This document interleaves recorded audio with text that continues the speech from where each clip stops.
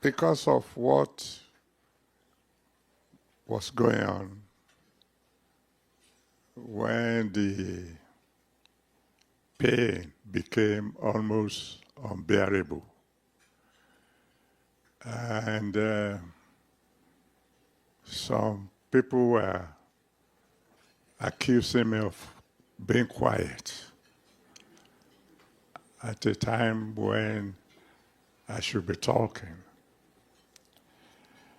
I was compelled to cry unto God because we have been fasting, we have been praying for a particular group of school children that were captured. And the kidnappers felt that the government was not reacting fast enough to give them the money they've asked for. They slaughtered their teacher and showed the video to the rest of the world. And then some people began to speak,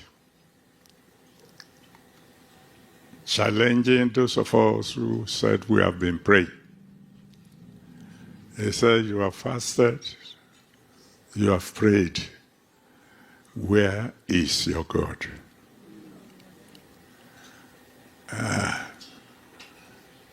So I went to the Lord in prayer, in deep agony.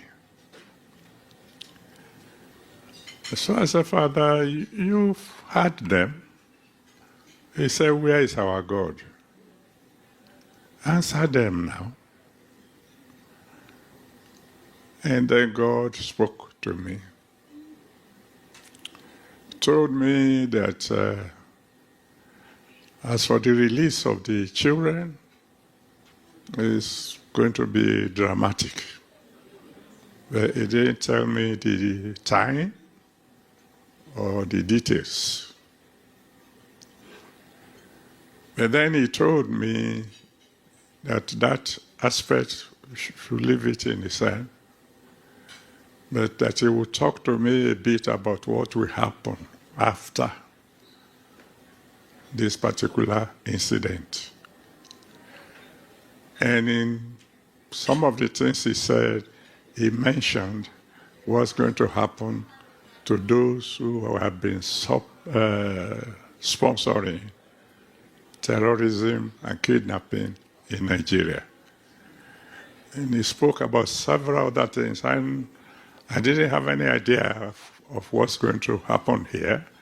I just know that my son, the father of the father of that young man who's been the organizer, told me about this meeting. He knew I would be in America for the American convention of our church. And I'm supposed to have been on my way to Nigeria by last Sunday. But when he said this program will be taking place tonight, I said I will wait. I will wait.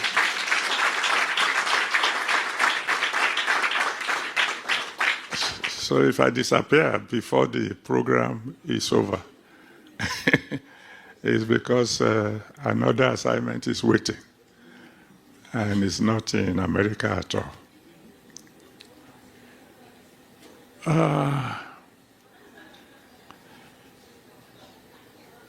I'm happy that you said that this program is nothing political. You're not holding this meeting either to discredit the government and so on and so forth. If we talk about what's happening in Nigeria vis-a-vis Christianity, it's a bit difficult for me to bear all that is happening there. But in Africa, our elders are the custodian of very deep philosophy. They may not be highly educated, but they have education, if you know what I mean. They say that after an elder has eaten some soup, no matter what is happening, the soup will not shake. That means an elder, to be called an elder, must be able to suffer long and just pretend that nothing is happening. Because one of the things people were complaining about is that I'm from the southern part of Nigeria, and the northern part is supposed to be predominantly Muslim. And so they were accusing me in particular that because I am in the south, I'm not paying enough attention to the churches in the north.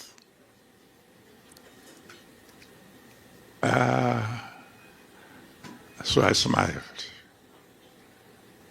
in pain. I smiled in pain because as of now, in the north, where the persecution is supposed to be toughest, I have more than 8,000 churches under my care. I have suffered things that if the soup were to shake in the belly of the elder,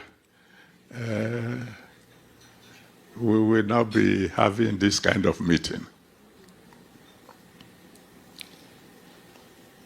Because one of my daughters, a pastor in the north, went for what we call early morning evangelism. And she was passing through the front of a mosque. Early morning evangelism is just telling everybody loud and clear, Jesus loves you. And that's all she was doing. Passing by a mosque, and some people came out of the mosque and killed her. That's not something hidden. I mean, it was news. And the case was not even investigated. I mean, the police didn't even come. Okay. And the younger generation of Christians made some suggestions. Police will not come, and they've done their own. Let's do our own. They made suggestions on, we know the mosque, we know the chief imam. Well, let's do something. After all, the police will not come. And I smiled. Because if I agree that we do what they say we should do, you know, young people now, all you need to do is give the go-ahead. By the time they finish, even you will say, I didn't ask you to go that far. But I told them, if there's going to be a spiritual war in Nigeria, I won't be the one who will start it. Have you seen a video tonight where you see some people being slaughtered? I'm happy that they took it away very quickly. But it reminds me of what happened in one of our churches in the north. Because I've taught my own children, we don't run. Light does not run from darkness. Under no circumstances. So, Boko Haram drove away the churches. I mean, the pastors there fled. But my pastor refused to move. So one day they came to visit him at home. You don't want to go, and we know what to do. But he wasn't in. However, the wife was in, and the wife had just given birth to a set of twins. So they said, well, your husband is not home. We will leave him a gift that will cause him to move. So they slaughtered the twins. The soup must not shake in the belly of the elder. When I heard, of course, the poor little mother nearly went mad. Well, quite a terrible experience. So I told my son, the pastor, comes to the south. You've already paid your price. I mean, when you get to heaven now, and Paul is bragging, talking of how many times they beat him, how many times they stoned him, you say, Olga, you never married. You never had a set of twins. And I had a set of twins and I'd lost them for Christ's sake. I said, you've made a mark. Come to the south. We will arrange for somebody else to take your place. And he looked at me and said, Daddy, what are you saying? You're the one who taught us. We don't run. And we didn't run. We are still there. Not only are we still there to mark the occasion, we established an IDP camp.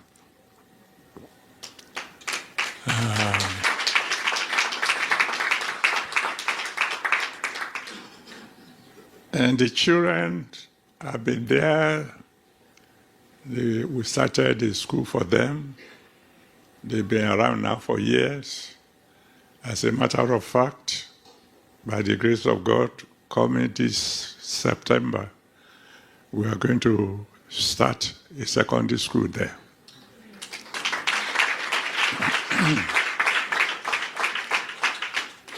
As the IDP camp had, of course, the mothers of the children.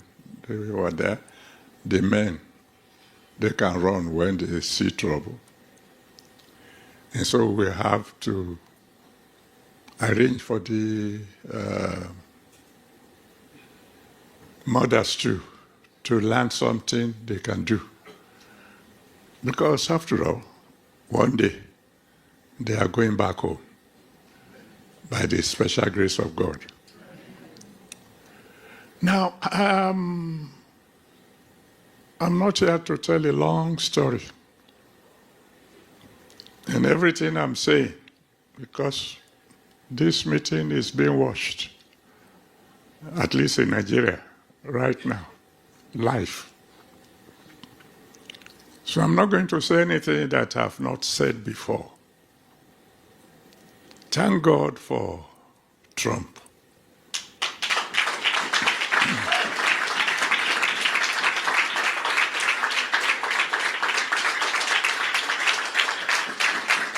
Yeah, I think you should thank God for him. You should thank God for him.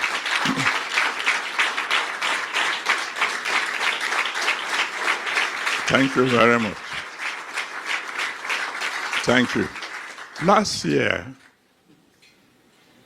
around November, he sent a message that he was coming to bomb Nigeria. And I felt that, again, if I don't say something, things might not go the way it should go. You see, there's something wonderful about bombing. The only problem with that is that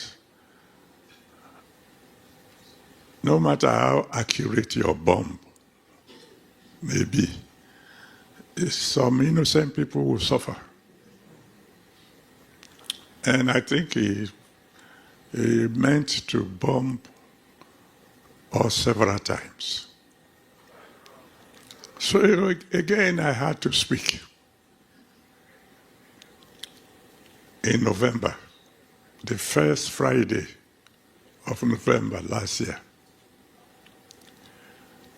And I announced publicly that the government must do something quick. Because I said to them, I've never met Trump, but I've followed him. And I like him.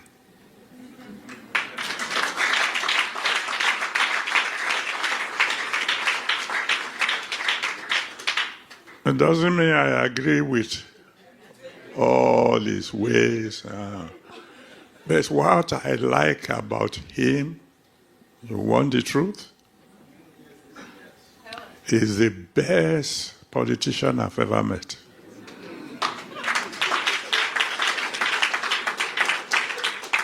During his first term, the ambassador in Nigeria at that time visited me in my home. And after discussing whatever we discussed, which is none of your business,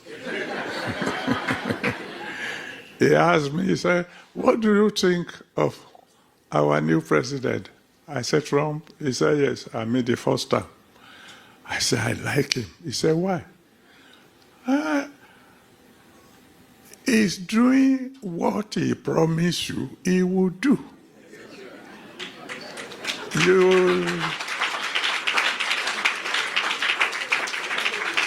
Apology to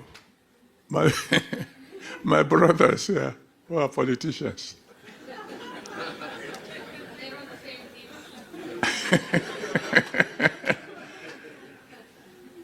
To be a good politician, you must be able to speak two things from the same mouth. A little to the right, a little to the left. That's what makes you a professional politician. And then I like him because when he says, I want to do this, you better get ready. Many a times he will even have done what he's going to do before he tells you. So I said to my government, it's in the news, first Friday of November last year, I said, hey, God has just given you an opening. Because when this man says he's coming to bomb you, he's coming. I said, if you don't believe me, ask Iran. Because he has bombed Iran first before Iran knew that there was bomb coming. I said, in our own case, God has given us an opportunity. He has told us in advance. So I told them to do 3 things. It's all recorded in all the papers. 1, government, go and meet Trump quickly. Beg him. Tell him to give you 100 days grace. We are not saying don't come. All you were saying is give us 100 days of grace. And then, as soon as you've done that, call the military officers, Army, Navy, Air Force. Tell them, within 90 days, stop this mess or resign.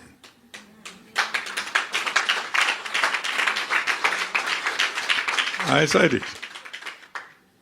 Then I said number 3, those people who are kidnapping people, who are doing terror, you know them. The boys doing the dirty work are in the bush. The sponsors are wealthy people. And you know them. Some of them are businessmen, some of them are politicians. Go after them. Because if you don't deal with those who are supplying these people with arms and ammunition, and most of the time when they go about on motorcycles. If we don't go after the sponsors, the problem will continue. Well, after I made that announcement publicly, I was invited into our own White House. And I met with the president and his wife. For your information, the wife of the president is one of my pastors. And we talked, and I repeated what I said in the open. Sir, don't waste time. Get in contact with President Trump. Go through the ambassador. Call your military officers. Give them standing order or whatever. 90 days. Wipe out this rubbish or resign. And then take care of the supporters, of the sponsors. They came. How do I know they came? It was in the news now that the wife of the president was in the gathering. I don't know what they were doing here. And he's the pastor of the largest church in the world. And when they begin to tell you about how large my church is, they are always exaggerating. I'm not as big as they say. I'm just a small boy.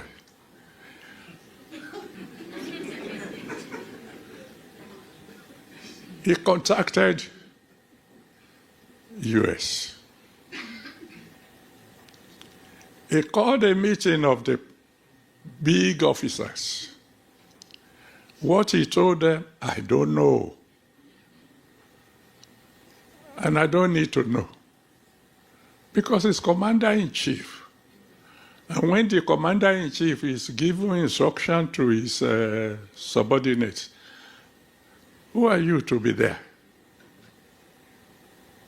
And after all, and I need to make this one clear, I don't support those who are accusing the president of not doing enough.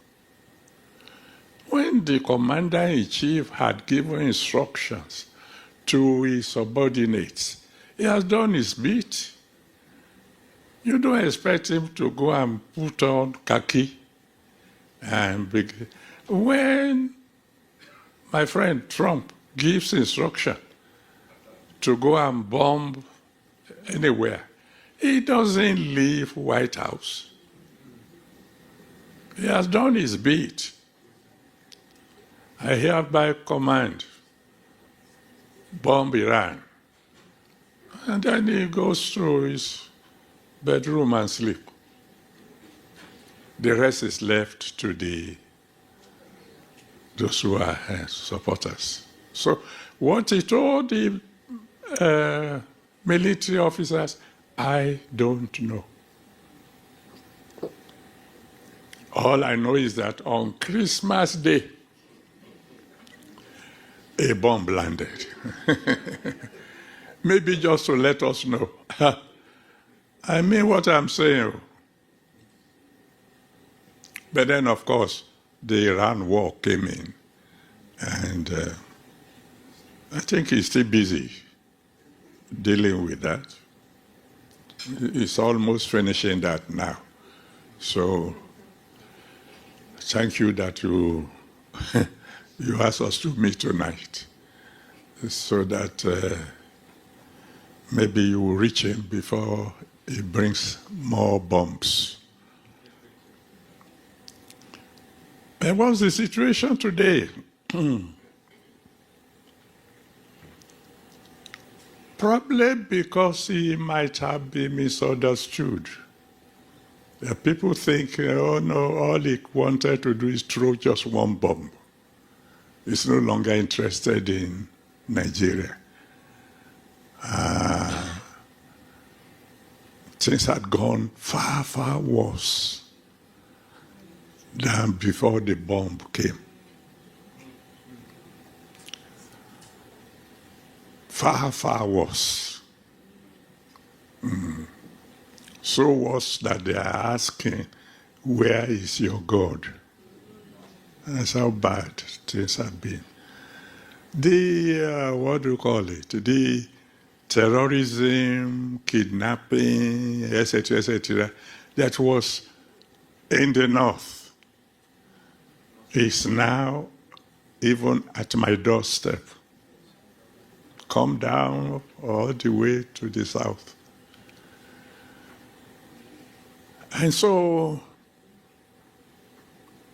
and of course, the sponsors, they are all known, and they are still moving about freely. So, may I thank you very much for making the theme of tonight. America, thank you.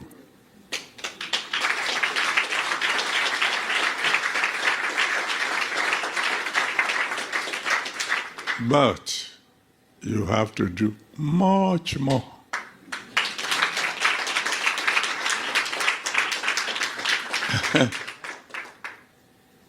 There are certain people in my country,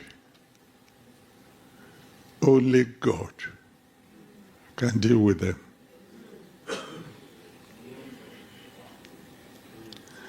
There are some people,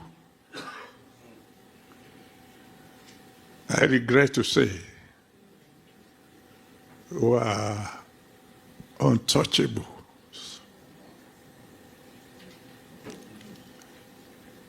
Forgive me for taking you a little bit into mathematics. I'm a mathematician, you know. And once a mathematician, forever a mathematician.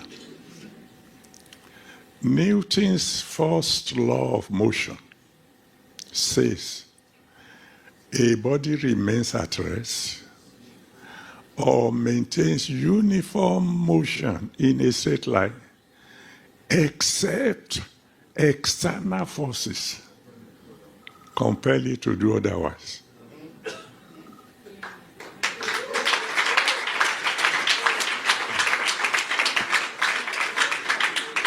If you want me to put it in simple language for you,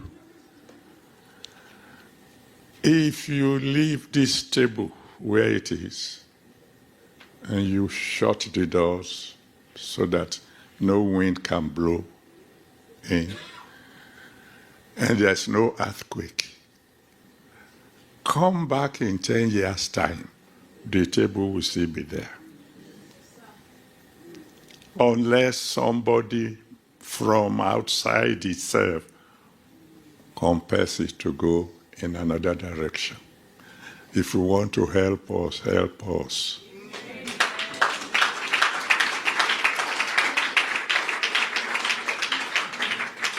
It doesn't matter who you elect into office.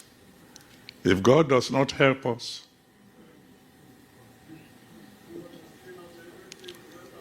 they were wise and correct when they said, "Where is your God?" You have fasted, you have prayed, you shouted hallelujah. Where is your God? Let me close because I have a plane to catch.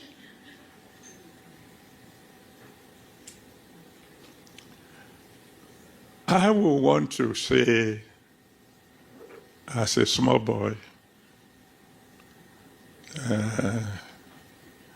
and even though somebody said, I'm the father of the Christians in Nigeria. Me? That's a joke. I'm an ordinary pastor. The father of Christians in Nigeria is an archbishop. And you want to know the distance between a pastor and an archbishop? Who? It's the same as the distance between the earth and Mars. Lord have mercy. Use your influence here in this nation. Unless a fool would dare America. When you say you want to face, don't be a fool. Because if America says, I want to wipe you out, it has 10 times the power to do it. I mean, we all know it. Use your influence to help us, preferably not by force. Because I don't even want a Muslim to die. Because they are my potential brother. If you kill them, who will I have to convert? And I know very well that the picture that they have painted for you is that, yes, there is a problem in Nigeria, but it's not Christian alone. That is true. But if you look at that statement, you will find a lot of very true corollaries. Forgive me, talking mathematically again. Not Christian alone are suffering from terrorists. True, but that truth confirms that, number one, Christians are suffering. You say they are not alone. Okay, but they are suffering. Two, nobody has told you that in all the attacks, not one can be traced to a Christian. Not one.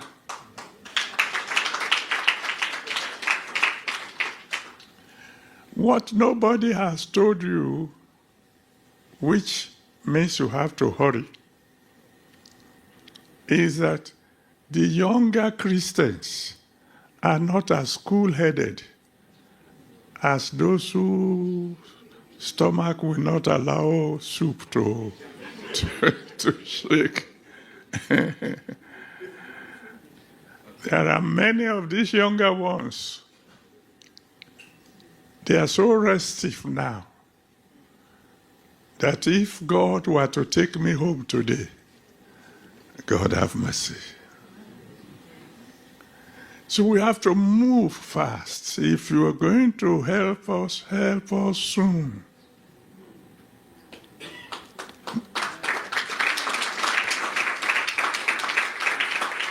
All we're asking for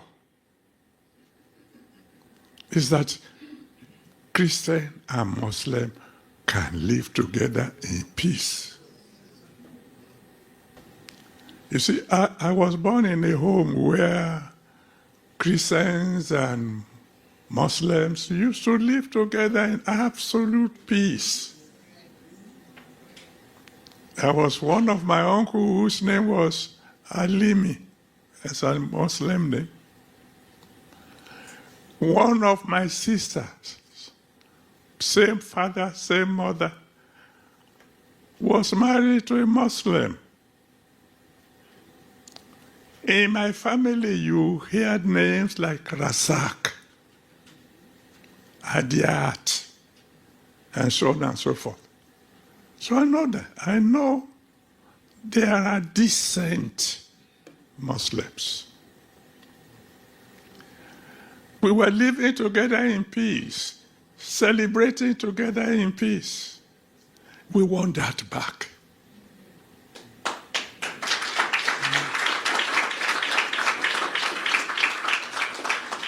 Help us. Use your diplomatic influence. Use whatever other influence you have.